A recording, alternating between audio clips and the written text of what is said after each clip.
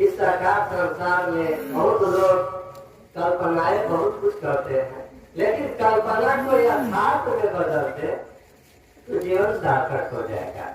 कल्पना और यथार्थ में बहुत अंतर है। हम लोग बहुत नीचे क्लास में पढ़े हुए थे सिद्धबाद की यात्रा।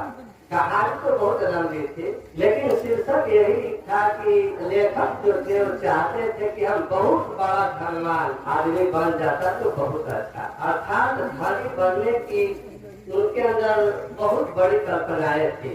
एक बार नदी के किनारे वो बैठे हुए थे और बैठकर सोच रहे थे धनी बनने की बात, बहुत बड़ी कल्पनाएं कर रहे थे। आप लोग देखते होंगे कि जब लोग किसी बात को सोचने में विभोर हो जाते हैं, अस्थायी जब बढ़ जाते हैं, तो वो समय समझ नहीं आती है कि धूप है कि छाया, कहाँ बैठे हैं कहाँ नहीं बैठे हैं, और सोचने में विभोर हो जाते हैं। कुछ रहता है कलम रहता है इसी तरह से चीन खींचते रहते हैं, कुछ रहता है तो खा कर फेंकते भी हैं, करते हैं। ठीक उसी तरह से वो सोच रहे थे और सोचते हुए वहीं पर कुछ कंकड़ था, उठाकर उस नदी में फेंक रहे थे। सोच रहे थे धनी बनने की बात और कंकड़ को फेंकते जा रहे थे।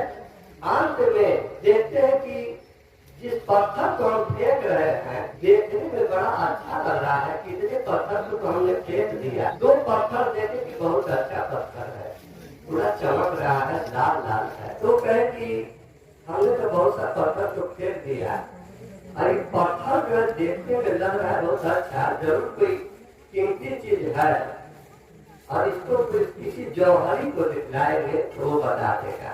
सोना तो है, सोना चांदी की बात करेंगे, लेकिन जो जौहरी होगा वही पत्थर की बात जानेगा। पत्थर कौन सा पत्थर है, अंगुली में पहनने वाला है कि गांव का चीज है। तो वो जो है जब जौहरी के पास गए और कहे कि भाई देखिए इसको थोड़ा, तो जौहरी देखकर आश्चर्य हो जाते हैं, करते करते इस पत्थर को कहाँ से काट है, ये तो लाल है। जब लाल की बात सुनते तो वहीं पर माथा पकड़ लेते हैं। तो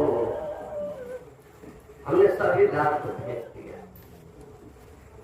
हम सिर्फ कल्पना सागर में डूबे रहे, उस यथार्थ को पकड़े नहीं, वास्तविकता को पकड़े नहीं, वास्तविकता पर ध्यान नहीं दिए, सिर्फ कहते रहे, करने की कोशिश नहीं की। तो आशा है कि हम यदि कहने से ज्यादा करने की ओर चले तो जीवन हमारा महान बन जाएगा। इस साकार संसार में जितने भी महापुरुष हैं सब चेतावनी दिए हैं, चेताने का काम किए हैं।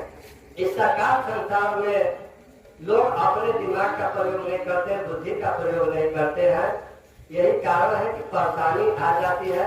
हर लोग इस साकार संसार में शांति चाहते हैं और शांति चाहने के लिए संत महापुरुषों के शरण में जाना पड़ेगा और जाने के बाद अपने आप को बदलना पड़ेगा।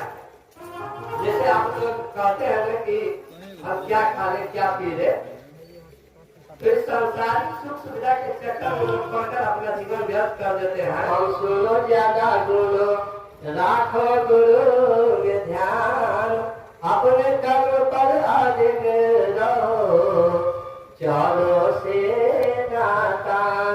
इतना ही कहकर इस समय के लिए अपनी बारी पर विराम दे रहा हूँ। ओम सत्यम सत्यम सत्यम।